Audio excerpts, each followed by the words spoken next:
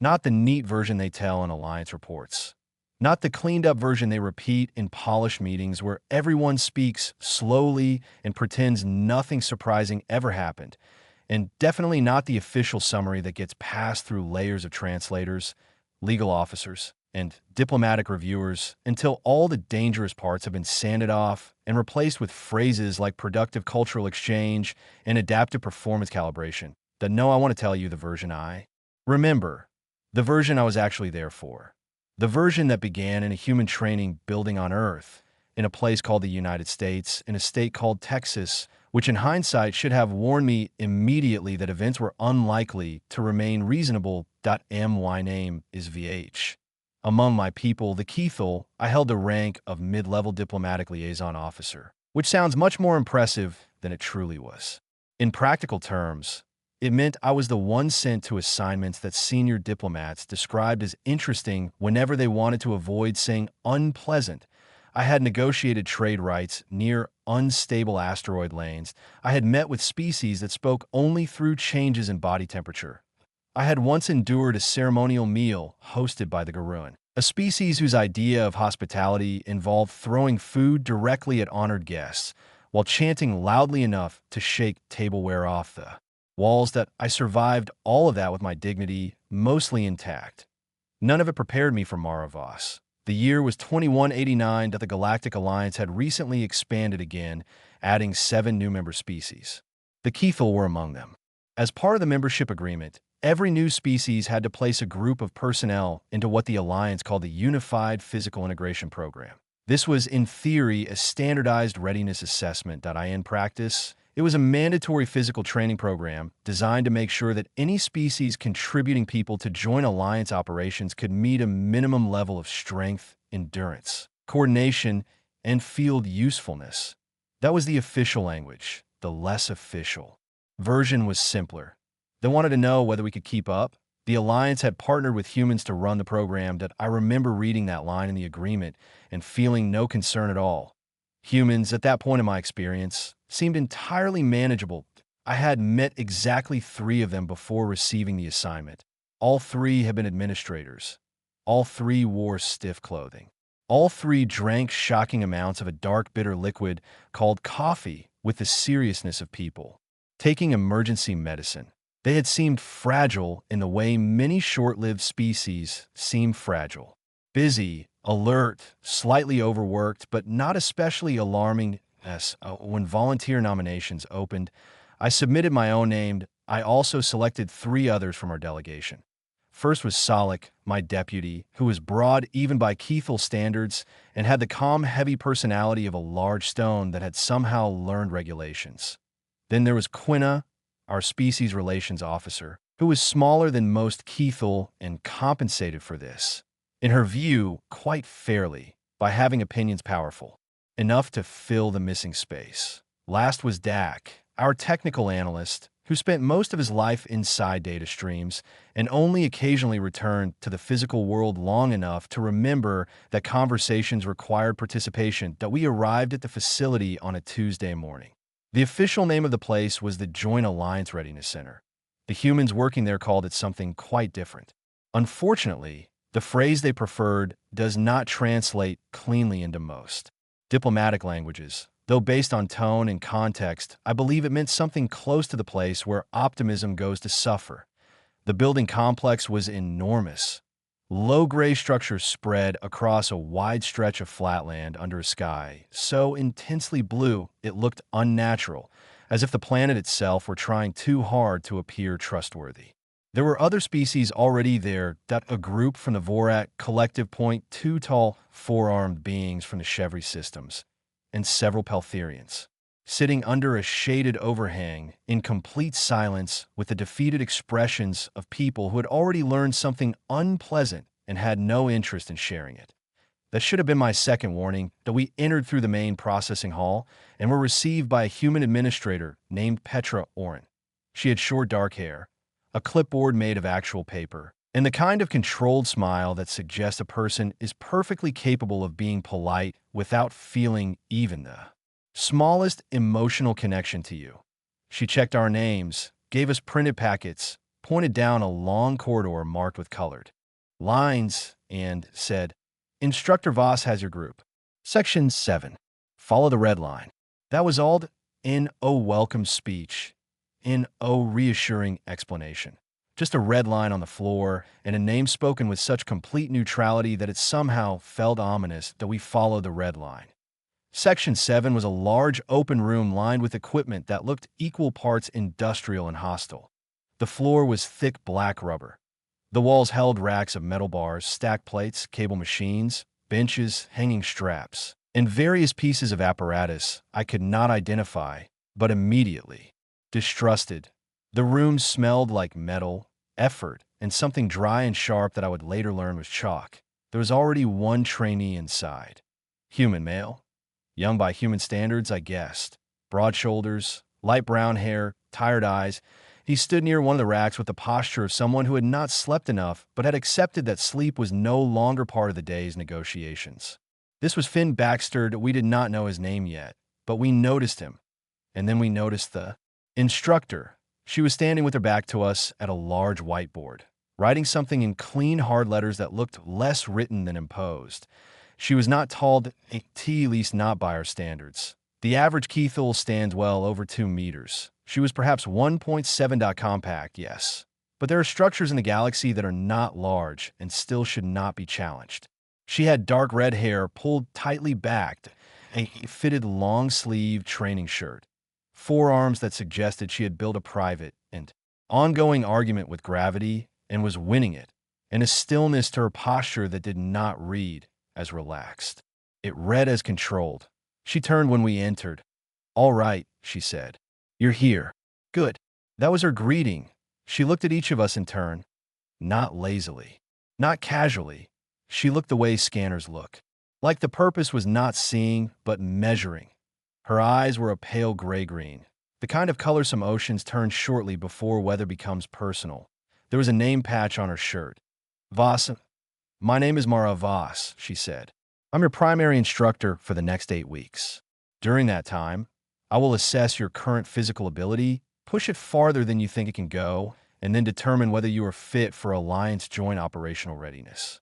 She paused. I prefer to pass people. I work toward passing people, but I do not invent standards that are not there. Beside me, Quina leaned slightly closer and whispered, She is very compact. I whispered back, Do not say that out loud. Why?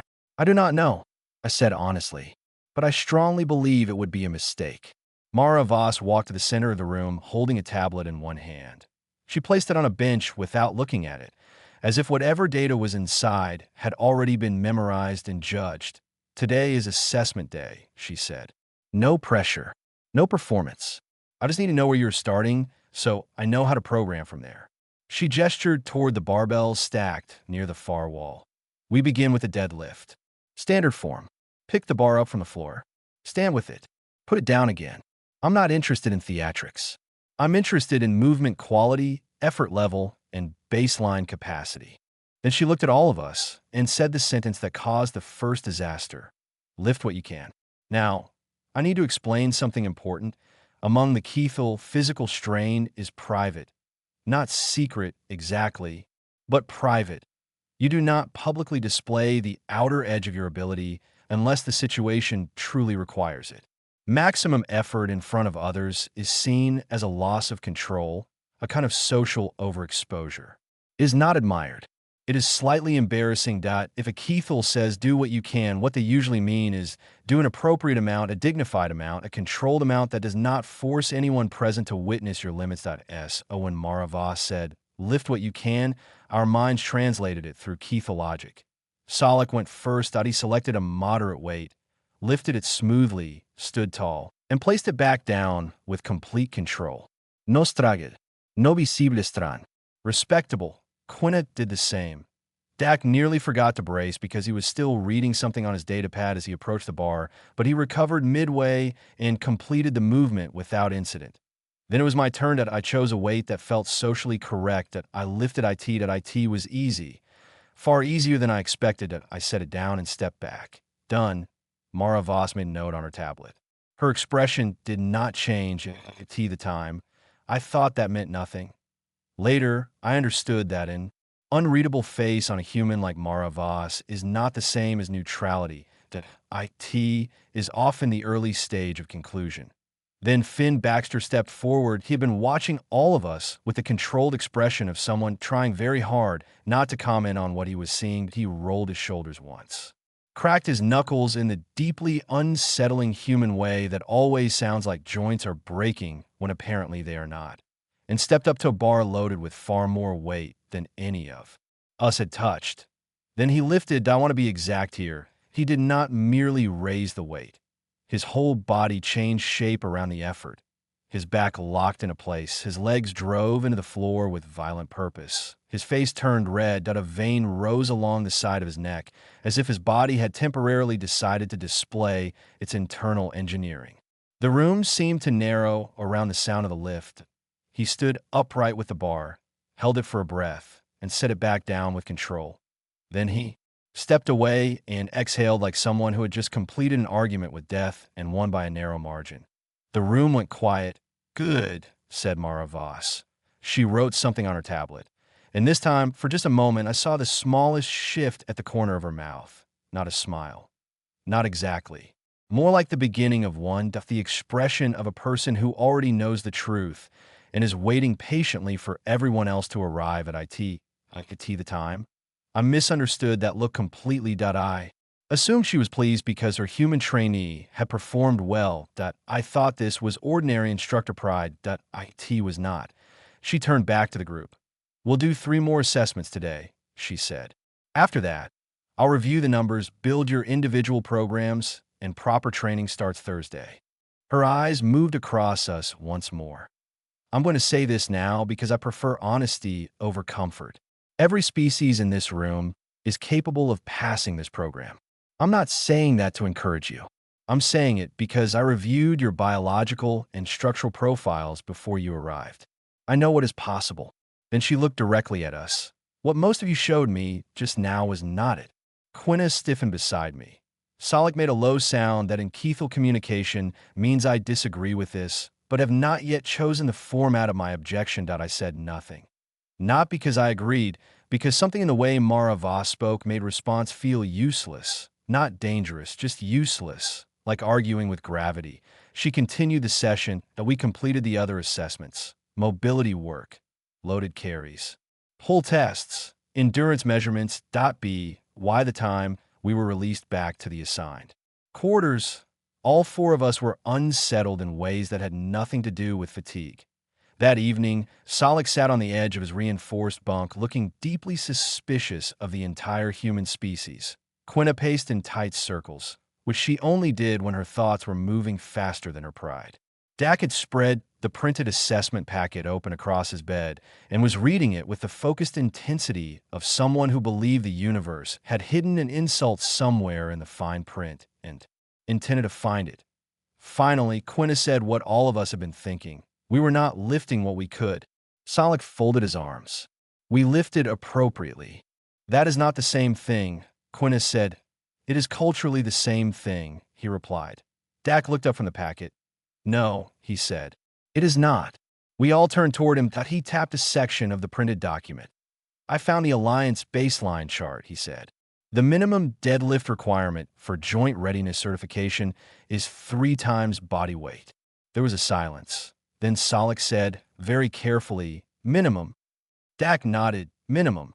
I thought about the weight I had lifted, how easy it had felt, how far below effort it had truly been. That I thought about Mara Voss watching me with that unreadable face while I performed what I had considered a respectful version of strength. And slowly, in a way that was both humiliating and clarifying, I began to understand something. She had not been watching to see whether we were able. She had been watching to see whether we knew we were able. And with our neat, careful, socially correct lifts, we had answered her very clearly.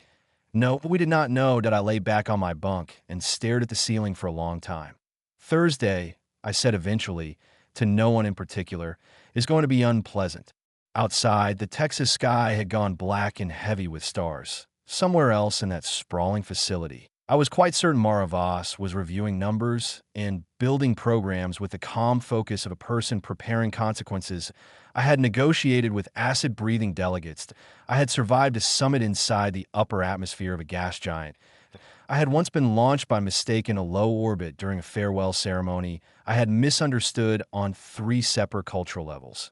And yet, lying there, in a human bunk, under a human ceiling, on a human planet, I felt something I had not felt in a very long time, that I was nervous about Thursday. Thursday arrived the way consequences often do, quietly, without ceremony, with the calm confidence of something that has been waiting for you to stop misunderstanding the situation. That we walked into Section 7 at the time printed on the schedule point 6 in the morning. Now, if you have never experienced 6 in the morning on Earth in Texas, in a building that apparently believed heating was a privilege rather than a system requirement, let me explain it properly. It was cold. Not dramatically cold by planetary standards. Not lethal. Not even impressive. But it was the kind of cold that feels personal when your species prefer the much warmer range and your joints begin filing complaints before your thoughts are fully awake. For the Keithel, comfortable temperature begins around 22 degrees Celsius and improves from there. Below that, we functioned that we simply object to it. The air inside the room had the sharp, unfinished taste of early morning. Outside, the sky was still dark enough that it felt as though the sun had not yet agreed to participate. Mara Voss was already there. Of course she was. She was not drinking coffee. She was not checking messages. She was not stretching, yawning, or exhibiting any of the small transitional rituals I had come to associate with humans preparing themselves to become functional. She was in the center of the room with a loaded barbell across her upper back performing squats. Down, up, with complete control. The bar had enough weight on it that even from the doorway, I could tell it was not decorative. I had only a few days of familiarity with human weight measurements by then, but I estimated it at around 120 kilograms. She did not stop when we entered. She did not turn. She did not acknowledge that we existed. She completed 12 repetitions, stepped forward, racked the bar, rolled one shoulder once, and only then turned to face us. "You're on time," she said. "Good. Keep doing that." Beside me, Solek leaned slightly closer. "Was that a warm-up?" he asked. "Yes," I said. That he was silent for a moment. Then he made a low sound in his throat, which, translated into formal diplomatic language, would mean something like "My threat assessment has been revised upward." Mara picked up her tablet and began walking slowly in front of us. Not pacing. Inspecting. She stopped in front of each trainee, just long enough to compare the person standing there to whatever numbers or notes she had already collected. She reached me and stopped. "VH," she said. The pronunciation was correct, perfectly correct. This surprised me enough that I nearly reacted to it. Most humans, even polite ones, adjusted Keithel names in a softer, sounds more comfortable for their own mouths. Mara Voss said mine exactly as it should be said, which meant she had either practiced it or considered proper pronunciation the minimum requirement for doing her job correctly. I did not yet know which possibility was more revealing. "Yes, instructor," I said. "You are the senior member of your group." "I am." "Then understand this now, because I will say it once, and I will not repeat it later in a gentler form." She had a particular way of speaking. Every word landed with the same weight and theatrical emphasis. No raised voice. No unnecessary force. Just facts, placed one after another like bricks in a wall that had already been measured and cut before you arrived. "The program I built for your group is not easy. It was never meant to be easy. It is designed to find the distance between what you think you can do and what you can actually do." She paused. "Then it is designed to close that distance." Another pause, by force if necessary. I felt something tighten in my shoulders. Then she added, in the same tone, "Not physical force. You will understand the distinction by this afternoon." And then she moved on. I remained where I was, suddenly less cold and more concerned. The morning session began. I will not describe every minute of it, because that would require more patience than either of us currently possesses, and also because pain becomes repetitive in the retelling unless something interesting is happening inside it.so. I will tell you the shape of it. Keithel training systems are precise, orderly, measured. You perform a defined movement for a defined number of repetitions. You rest. You repeat. You document. If your body signals distress, you acknowledge the information and modify accordingly. This is considered intelligent and efficient. Mara Voss treated bodily distress as useful information, yes, but not final information. She listened to fatigue the way an aggressive lawyer listens to testimony from a witness she does not fully trust. Carefully, closely, and with the clear intention of finding out whether the witness was exaggerating, she corrected everything. Not broadly, not with general advice. Specifically, painfully specifically, she would stop a movement halfway and say, "Your left hip is turning early," or "You're bracing after the load instead of before it," or "You're leaking force through the upper back. Fix that." And what was deeply irritating was that when we adjusted the exact thing she named, the movement improved immediately. The weight moved cleaner, faster, more securely. It was like discovering that your body had been trying to communicate with you your entire life, and this human woman from Texas had somehow become fluent before you had by the second hour. Quinna had gone almost completely silent. This was how I knew she was taking the session seriously. Quinna speaks when she is confident. She becomes quiet only when she encounters something that does not fit into her existing categories. Dak dropped a bar. Not dangerously, N.O. injury, N.O. catastrophe. But he lost his grip near the top of his set, and the bar hit the rubber floor with a heavy crash that snapped every eye in the room toward him. Dak looked at Mara Voss with the expression of someone expecting formal confirmation that he had failed in a way that would now become administrative. Mara looked at the bar, then at Dak. "Pick it up," she said. Dak blinked. "I lost control of it." "Yes," she said. "I saw that. Pick it up. I could have caused an incident. You didn't. Should I reduce the load?" She blinked once. "Dak, the load is correct. Your grip is not where it needs to be yet. That is why you are here. Pick it up." Dak stared at her for half a second longer, then bent down, reset his stance, and lifted again. This time he completed the set. Mara gave a single nod. Not praise, not celebration, just acknowledgement. The kind you give when reality has finally begun cooperating with expectation. Somewhere in the third hour, Finn Baxter failed a lift. He pulled a heavier bar than he had managed on Tuesday, got it to knee height, slowed, and then could not finish the lockout. That he lowered it with control, stood up, and let out a hard breath through his teeth. Too soon for that number, he muttered. Mara was next to him almost immediately. "Not too soon," she said. "Your grip width changed." Finn looked down at his hands. "You went narrower than Tuesday. Same hand position as your successful set, and it moves." He reset, adjusted, pulled again. The weight came up. Clean, complete. Mara nodded once. "There." Then she moved away as if this had been obvious from the beginning and had required only brief correction, not drama. I remember watching that interaction very carefully, because it told me something I had not expected. I had assumed a human instructor working with multiple alien species would rely on broad motivational language and patient compromise. I expected cultural sensitivity presented at a safe professional distance, that I did not expect biomechanical precision, that I did not expect her to understand our structures well enough to identify weak points after only days of observation. And I certainly did not expect her to treat a failed attempt not as proof of limitation, but as a problem with a specific answer. That unsettled me more than shouting would have. Anyone can be intimidating. Competence is rarer. By the time the morning session ended, my legs felt as though they belonged to someone else and had not yet agreed to continue our partnership. We were released for food and rest. Most of us spent the break horizontal, not sleeping exactly, more the state where the body has collapsed, but the mind is still replaying events in an attempt to understand whether what happened was training or some highly targeted educational punishment. The afternoon session was where the shape of everything changed.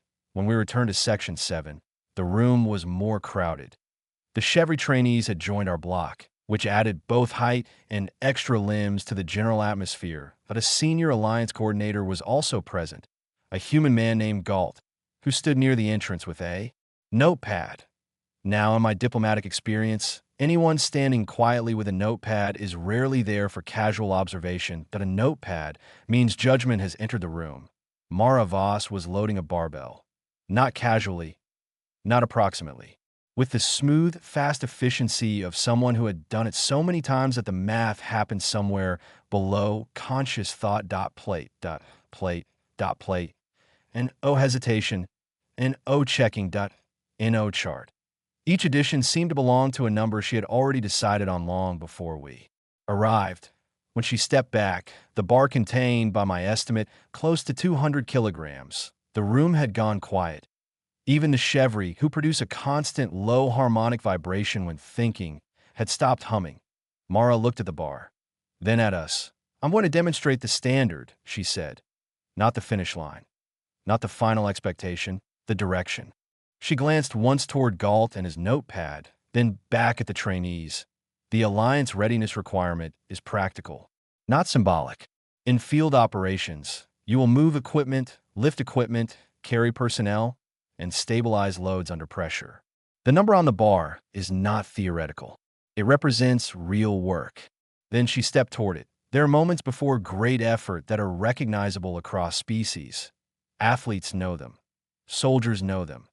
Anyone who has ever committed fully to something difficult knows them. It is the instant where the decision has already happened internally and the body is only a fraction of a second behind." Mara set her feet, reached down, took the bar in both hands, breathed in once, and lifted 200 kilograms, left the floor. I have spent enough time in diplomacy to know that there are moments when your understanding of another species changes permanently. This was one of them. Not because of the number alone, but because of the ease with which the impossible became visible. Not easy in the sense of effortless. There was effort, obvious effort. Her face reddened. The vein along her neck returned. Every muscle through her body engaged in the kind of full system coordination most species reserve for emergencies or war. But the movement itself was certain. Hesitation and doubt. Just force directed through structure with absolute commitment. She stood upright, locked the lift out, held it for a moment that was either 1 second or 5. I still cannot say. Time behaves strangely when your worldview is being dismantled in front of you. Then she lowered the bar under control. The plates hit the rubber floor once. The sound moved through the room like a statement. She stood up, rolled her shoulders back, dusted chalk from her hands, and said, in the same tone one might use to mention a weather reading, "That is a working number, not a maximum. A working number." The silence after that could have been stored in containers. Then Solek, who remains one of the bravest people I know largely because he sometimes asks questions before fear is time to stop him, said, "What is your maximum?" Mara looked at him. "More," she said. That was the entire answer. One word. Decoration, and pride, and invitation for discussion. Near the door, Galt wrote something on his notepad. I turned to Quina because I needed confirmation that I had heard correctly and that my brain had not entered some kind of protective hallucination. Quina was staring at the barbell. She said very quietly, "Yes." On Tuesday, when she said, "Lift what you can," yes. We lifted the polite amount. We did. And she watched us. Yes. And wrote things down. Yes. She already knew. I did not answer because at that exact moment Mara Voss began walking toward us, and I had developed enough survival instinct by then to understand when a conversation was about to become official. She stopped in front of me. Of course she did. Senior member, diplomatic liaison, natural target. "I want an honest answer," she said. "No diplomacy." I considered saying that diplomacy is often simply honesty with better timing, but I did not think this would improve my situation. "Of course," I said. "On Tuesday," she said, "when I told your group to lift what you could, and you all chose numbers that were clearly below your actual functional capacity, what were you thinking?" I thought briefly about giving her the clean, formal explanation. Then I remembered that she had repeatedly shown preference for accuracy over comfort. I gave her the real one. "We thought we were being appropriate," I said. "Among the Keithol, public maximum effort is considered immodest. We selected weights that felt socially correct, not physically maximal." She listened without interrupting, then nodded once. Not dismissive, not impatient, simply processing. "Understood," she said. "Different culture, different logic. I respect that." Then she looked at the bar she had just lifted. "But here's the problem. In a joint operation, If the work requires more than your culture finds comfortable, the work does not stop to protect your preference. No sharpness that, in oh cruelty, just a fact stated in full. I need your real number, she said, not your polite number. I looked at her, then at the barbell, then back at her. And something settled into place in my mind with a firmness that was almost embarrassing, because suddenly the entire week made sense. The unreadable expression on Tuesday, the comment about honesty, the way she had watched instead of reacting. She had not been measuring strength alone. She had been measuring permission, specifically whether we had given ourselves any. Instructor Voss, I said carefully, when you told us to lift what we could, did you mean what was comfortable for us? I gestured lightly toward my group. Or, what did you mean? I looked at the bar again. That, she held my gaze, and for the first time, fully and unmistakably, she smiled. Not professionally, not politely, but a real smile. Small, quiet, deeply satisfied. The smile of someone who has been waiting for the correct question and has finally heard it. Now, she said, you're asking the right question. All of you, she said. The room changed. I do not know how else to explain it. Nothing physical shifted. No alarm sounded. No lights changed.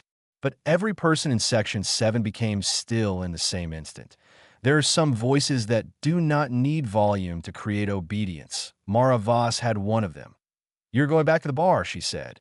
Your bar. The correct one. And this time you will lift what you can. Not what feels polite. Not what looks composed. Not what your home culture considers socially elegant. What you can. She looked across all of us as she spoke. Keithel, Chevry, Peltherians, Finn Baxter. Every species in that room. Every body with its own rules, customs, habits, pride, and excuses. The limit we're dealing with in here, Mara said, is not the bar. It is not the plate number. It is not even fatigue. Not yet. She picked up her chalk bag and rolled it once in one hand. The limit is the story you've been telling yourselves about what you are. The room stayed silent. That story, she said, is not accurate. Then she looked around the room again, and there was nothing emotional in her face. No anger. No inspiration performance. No motivational drama. Only certainty. I have read your files. I know what your species can do. 8 weeks from now, you're going to know it too. She set the chalk bag back down. Get to the bar. So we did. There are moments in life where change feels loud. This was not one of those moments. This one was quiet, a shift inside the mind, that a single internal decision, stop acting restrained and start acting honest. What happened over the next 90 minutes did not look extraordinary from the outside. At least not in the dramatic way stories often try to present these things. N01 shouted. N01 gave speeches. There was no swelling music from nowhere, no grand revelation glowing in the air that we simply lifted more, much more, and the reason mattered that we were not suddenly stronger than we had been on Tuesday. That would have been nonsense. Bodies do not transform in 4 days because a human woman with frightening forearms gives a powerful demonstration. What changed was not capacity.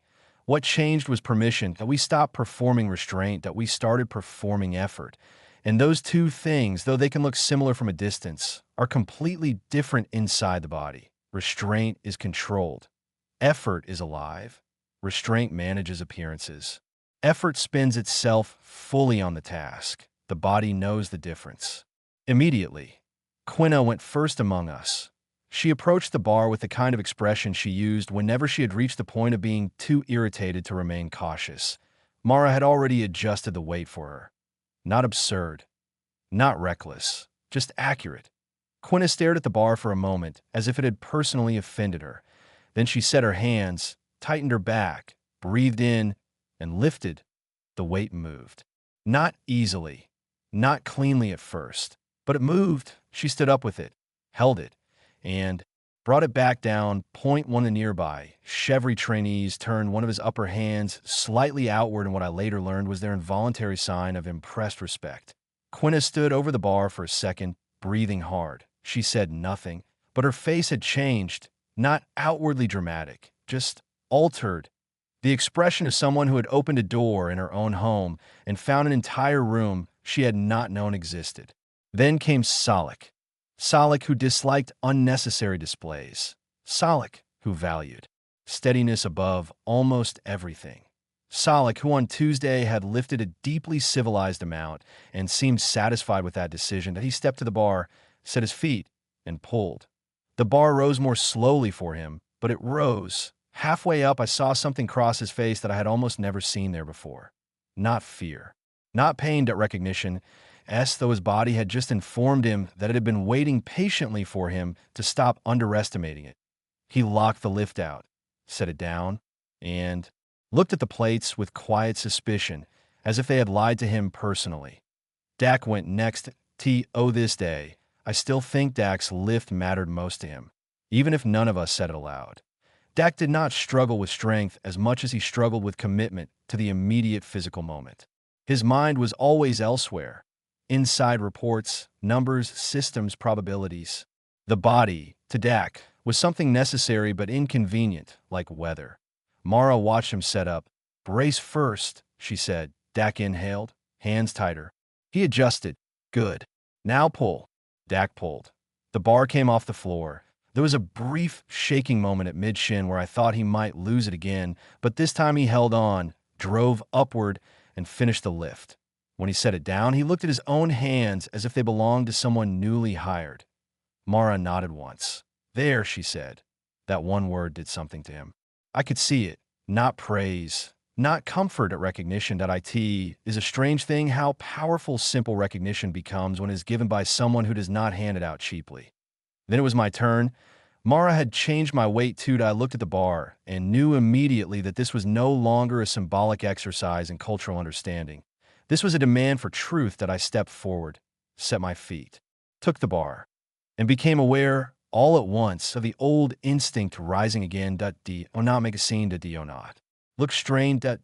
Not let them see the edge. It is remarkable how loud a lifetime of training can become in the exact moment you decide to defy it. Then I heard Mara's voice from somewhere to my left. "Breathe H. Simple, calm, not loud. Now brace." I did. "Good. Pull." So I pulled. The weight came up heavier than anything I had touched on Tuesday. Heavy enough that my whole body had to agree to it. Heavy enough that there was no spare energy left for dignity. And that, I think, was the moment I understood the deepest part of what she had been trying to teach us. When you stop spending effort on looking controlled, you have more effort available for being effective. The bar moved slowly.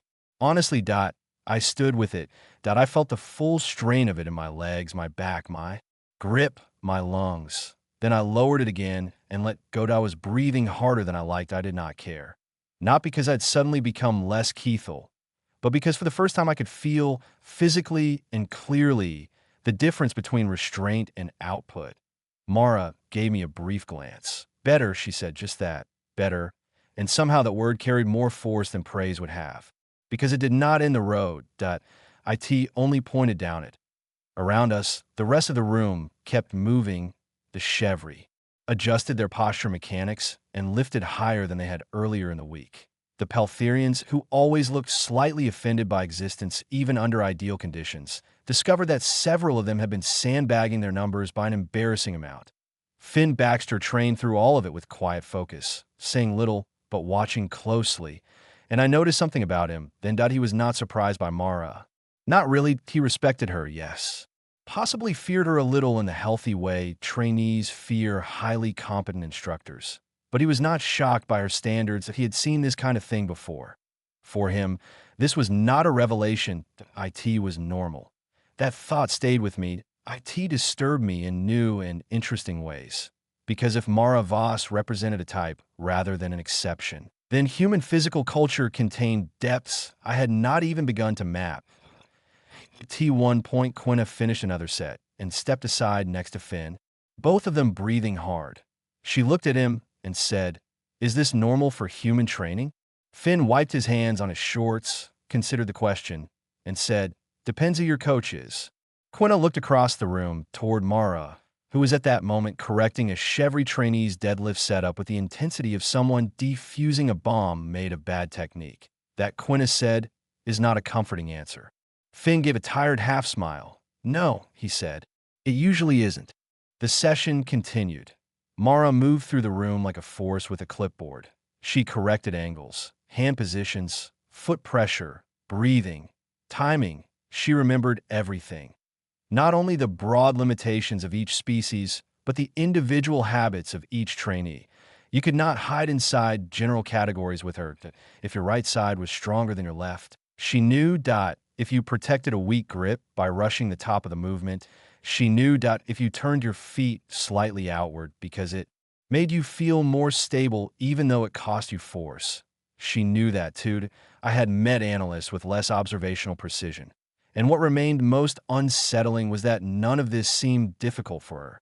This was simply what her attention looked like at the end of the 90 minutes. The room smelled even more strongly of chalk, rubber, heat, and exhausted effort. Bodies were slower. Faces were R.E. and O1 looked elegant, which, I now understood, had probably been the point. Mara called us, and we gathered in front of her, and O1 was speaking. Even Quina had temporarily reached the edge of commentary. Mara looked at us all for a long second, then said, "Better." That was it at first. Just the same word again.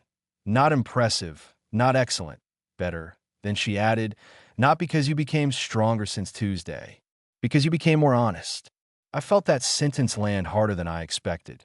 Beside the door, Galt closed his notepad. He did not say anything. He simply tucked it under one arm, gave Mara a small nod, and left. In diplomacy, when observers leave without comment, it usually means they have seen exactly what they came to see. Mara glanced toward the door after he was gone, then back at us. "Same time tomorrow," she said. "Sleep. Eat properly.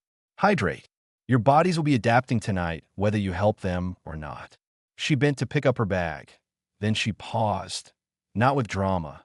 Not like someone preparing a speech. Just the small pause of a person deciding whether one final sentence is worth the silence it will interrupt. Apparently, she decided it was. Without turning back, she said, "You were not weak on Tuesday." The room stayed still. "You were polite." Then she looked over one shoulder. "There is a difference." And with that, she walked out. For a few seconds, no one moved. Then Quina said, in a voice balanced exactly between offense and admiration, "I cannot decide whether that was insulting or helpful." "Both," said Finn Baxter from across the room while re-racking his plates. He did not even look up. That's usually how it works. Quina stared at him for a second.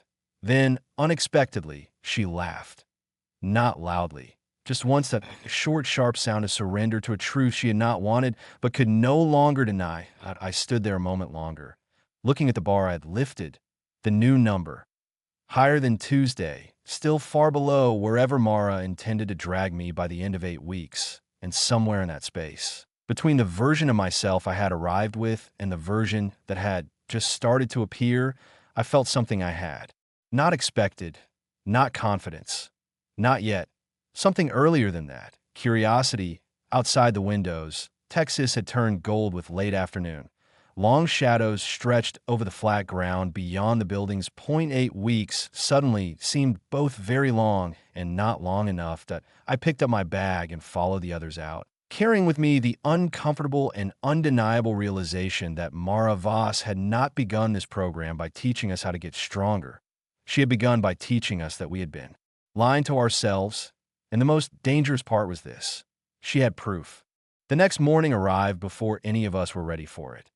Not physically, not mentally, and certainly not culturally. That we walked into Section 7 again at 6. That's still cold, still dark, still quiet in that early Earth way where the world feels paused, like it has not fully decided to begin yet. This time, though, something was different. Not in the room. INUS. N01 spoke as we entered. N0 side conversations. N0 whispered observations. N0 attempts to interpret or soften what we had experienced today. Before, there was a shared understanding now. Simple, uncomfortable, accurate. Tuesday had not been training. IT had been exposure. Thursday had not been instruction. IT had been correction. And now, whatever came next was going to be deliberate. Mara Voss was already in position again. Not lifting this time.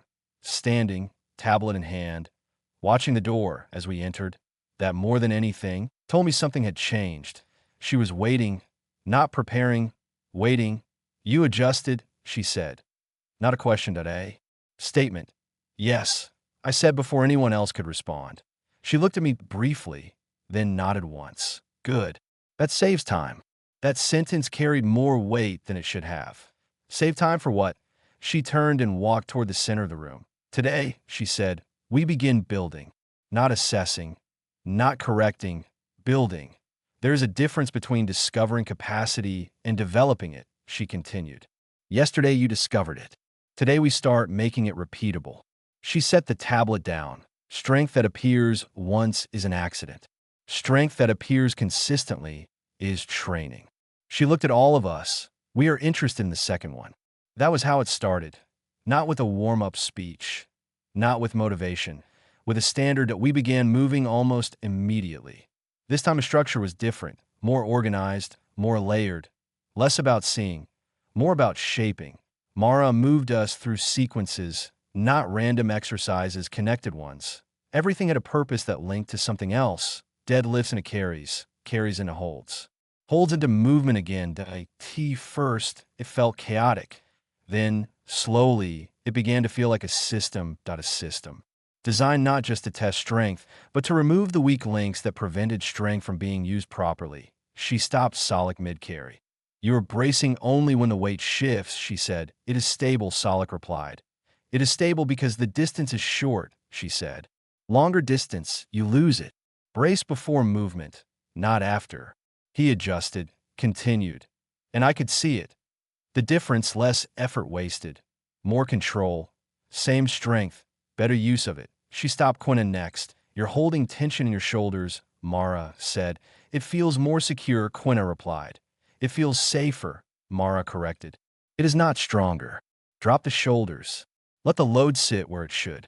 Quinna hesitated, then adjusted, and the movement changed. Cleaner, more efficient, less strain where it did not belong. Quinna did not comment, which meant she understood. Dak lasted longer this time before making a mistake. That in itself was progress, that he rushed a transition between movements, lost alignment, nearly stumbled. Mara stepped in immediately. Stop. Dak froze. Reset. You were thinking ahead of the movement again. I was preparing for the next. You are not there yet, Mara said. Finish the current position first. Then move. Dak inhaled slowly. Reset. Continued. And this time he stayed inside the moment. It was a small correction, but I could see the impact. Less hesitation, less instability, more presence. Then it was my turn again. Of course it was. Mara had an excellent sense of timing when it came to placing attention exactly where it would be most uncomfortable. VH, she said. Yes. You are still managing your breathing. I blinked. I am breathing. You are controlling how it looks, she said. Not how it works. That stopped me. Because she was correct. Even now, even after yesterday, there was still a part of me trying to appear composed, trying to maintain a version of control that was more visual than functional. Fix that, she said. How? I asked. Stop deciding how effort should look, she said. Let the body decide what it needs. That was not a technical instruction, not in the way the others had been, but I understood it anyway. Or at least I understood enough to try it out. We moved into the next set. I lifted. And this time, I did not try to regulate the outward appearance of the effort. I did not try to keep the breath quiet. Or the movement smooth beyond what was necessary. I just did the work. The difference was immediate, messier, louder, but stronger, more direct. When I finished, I was breathing harder than before, noticeably, and for a brief moment, the old instinct returned. That sharp awareness of being seen, of appearing strained, of crossing some invisible line of composure. Then I realized something. No one cared. Not because they were ignoring me, because they were doing the same thing. Everyone in that room had crossed that line already. The space had changed. IT was no longer a place where effort needed to be hidden. IT was a place where effort was the only thing that mattered. Mara gave a small nod. There, she said again. That word was becoming familiar. Not comfortable, but familiar. The session continued. Harder than the day before. Not because the weights were drastically higher, because the expectations were more guessing, more holding back, more polite versions. Only the real one, T1 point. One of the Peltherians stopped mid-set. Completely stopped, set the weight down, stepped back. I cannot maintain this output, he said. Not dramatic, just factual. Mara walked over. Why? Fatigue accumulation exceeds expected threshold, he said. She nodded slightly. Correct, she said. That is what fatigue does. He looked at her, then at the weight, then back at her. You want me to continue? Yes. It will degrade performance. Yes. It may result in failure. Yes. There was a pause. The Peltherian considered this, then asked, why continue if failure is likely? Mara answered immediately, because your definition of failure is wrong. The room went very still. You think failure is when the movement stops, she said. It is not. Failure is when you stop applying effort before the movement forces you to. She pointed at the bar. If it stops because you gave everything you had, that is data, that is progress. If it stops because you decided in advance that it would, that is avoidance. The Peltherian stared at her, then slowly nodded. He stepped back to the bar, picked it up, and continued. He did fail the next repetition. But now I understood what Mara meant, that IT looked different, that IT felt different, that IT was not avoidance, that IT was effort reaching its limit. And that limit was now visible. Finn Baxter watched that exchange closely, then looked at me. You guys didn't have this kind of training before? He asked quietly. No, I said. We had structure. This is structure, he said. Yes, I replied. But it is more aggressive. Finn smiled slightly. Yeah, he said. That sounds about right. By the time the session ended, the room felt heavier, not physically, mentally, like something had been added that could not be removed again. Understanding, expectation, responsibility. Mara brought us in again that we stood in front of her, breathing harder than yesterday, moving slower, thinking more. Better again, she said. Same word, same tone, different weight behind it. You were starting to apply effort correctly, she continued. Now we build consistency. She looked at each of us, not scanning, assessing. You will be sore, she said. You will be tired. That is not a problem. That is the process. She paused, then added, what matters is whether you show up the same way tomorrow. Not physically the same, mentally the same. That part was clear. She picked up her tablet, then her bag, walked toward the door, and again paused. This time she did not turn. You are not learning to lift weights, she said. The room stayed silent. You are learning to remove the limits you placed on yourselves. She opened the door. If you do that properly, everything else follows. Then she left it. An O closing speech, an O emphasis, just the sentence, and the expectation that we would understand it. We stood there for a moment. Then Solak spoke. That is not training, he said slowly. What is it? Quina asked. Solak considered, then said, it is correction of belief. Dak nodded. Yes, he said, with physical evidence. Finn, from across the room, added, welcome to human training. Quina looked at him. I am not sure I like it, she said. Finn shrugged. You don't have to like it, he said. You just have to survive it. That earned a small laugh, even from Solak.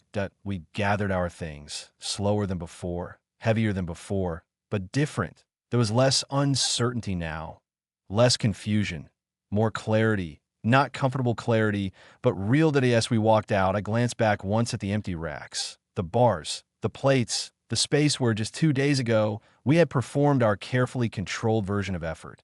And I understood something that I had not expected to understand so quickly. Mara Voss was not changing our bodies. First, she was changing the rules we used to define them. And once those rules changed, everything else had to follow. By the end of the first week, we stopped asking certain questions. Not because we had answers, because the questions themselves had become unnecessary. Questions like, how hard should I push? Is this enough? What is appropriate? Those disappeared. Mara Voss had removed them. Replaced them with something much simpler. I asked this everything I can do right now. If the answer was no, you adjusted. That if the answer was yes, you continued until it wasn't. It sounds straightforward when stated like that. It was not. Simple to live. Our bodies adapted faster than our thinking did. That was the surprising part. Physically, we improved. Not dramatically at first, but steadily. Movements became cleaner. Weights that felt impossible on Tuesday became possible by Friday. Not easy, but possible. But mentally, that took longer because every session forced us to confront something uncomfortable. Not weakness, not exactly. Inaccuracy that we had been wrong about ourselves. Not slightly wrong, systematically wrong, and Mara Voss did not allow that error to continue unchallenged. She corrected it every day, sometimes with instruction, sometimes with silence, sometimes with a single word again. That word became significant, not loud, not emotional, just consistent. You finish a set, you step back, you think you're done again, and you realize you're not finished. You had simply decided to stop.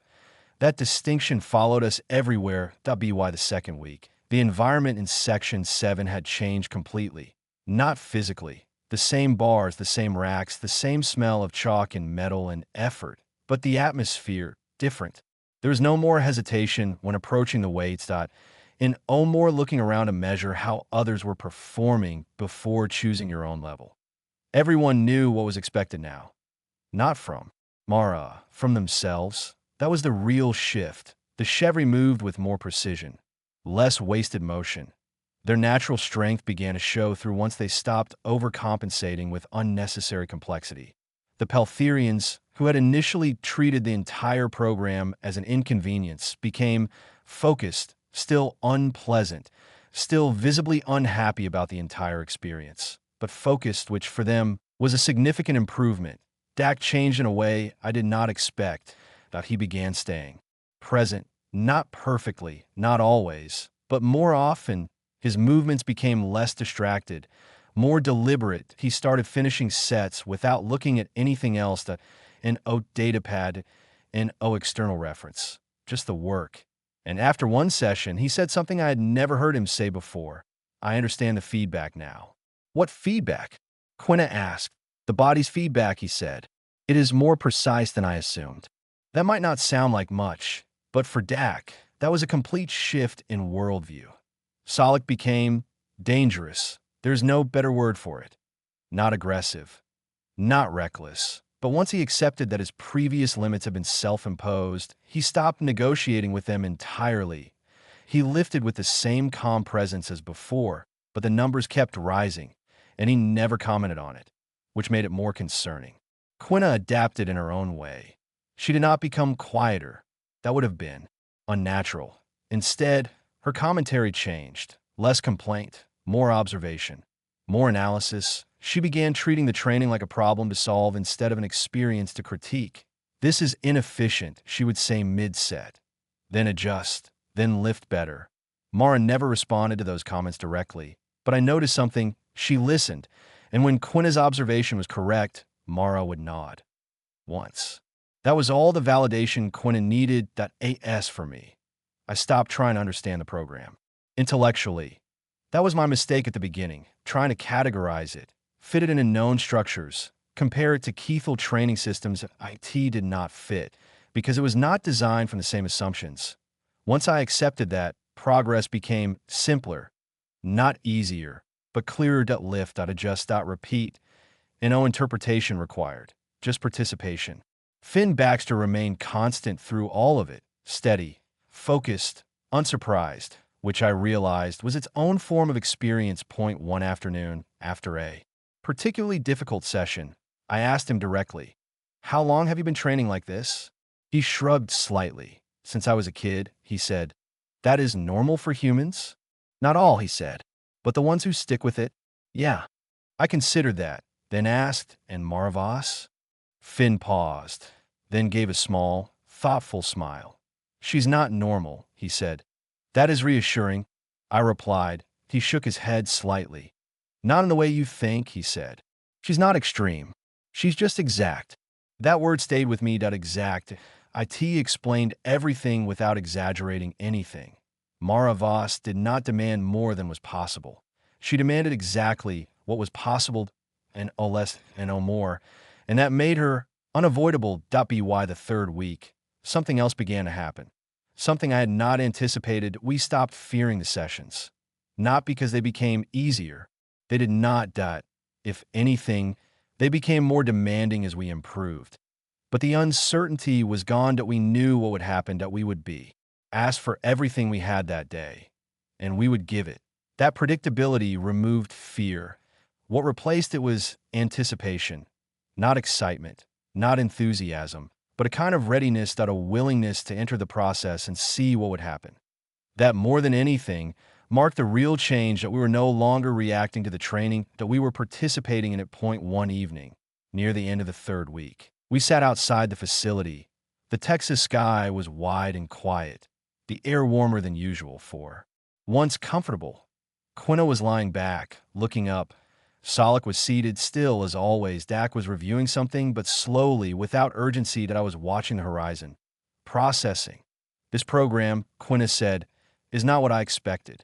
No, I said. It is not even what it claims to be. What do you mean? It is not a fitness program, she said. That is only the surface. Dak nodded slightly. It is behavioral correction, he said, using physical stress as the mechanism. Solak added, it removes false limits. We were quiet for a moment. Then Quina said, do you think she knows that? I almost laughed. Yes, I said. I think that is exactly what she is doing. There was another pause. Then Dak said something that settled everything. She knew on Tuesday. We all looked at him. What do you mean? I asked. She knew we were not lifting fully, he said. Not because of the numbers. Because of the pattern. The pattern? Yes. Controlled movement. No stran. No instability. No variation. It was too clean. I thought about that and realized he was right. We had not just lifted light, we had lifted safely, predictably, without risk, and that had told her everything she needed to know. Solak exhaled slowly. So she did not correct us immediately, he said. No, Dak replied. She waited. For what? Quina asked. Dak looked at all of us, for us to see it ourselves. That was the moment it became completely clear. Mara Voss had not started by telling us we were wrong. She had created a situation where we would prove it to ourselves. And once we saw it, there was no going back. I leaned back and looked up at the sky. 8 weeks, 8T the beginning, that it seemed like a long time. Now it felt precise, exactly enough. Because this was not about building strength from nothing. That IT was about uncovering what had been there all along and removing everything that had been, hiding it. I thought about Tuesday, about the polite lifts, the controlled effort, the careful restraint, and I understood something fully now that I had only begun to grasp, and that we had not been weak, not even close, that we had been limited. By choice, by habit, by belief, and Mara Voss had done something very simple. She had refused to accept those limits as real. I stood up, picked up my bag, and looked back once more at the facility. 8T section 7.8T, the place where everything had started shifting. Not dramatically. Not all at once, but steadily, unavoidably, and I realized something else, that we had come here to be evaluated. That was what the Alliance had told us. What was actually happening was that we were being rebuilt, and the process was only just beginning.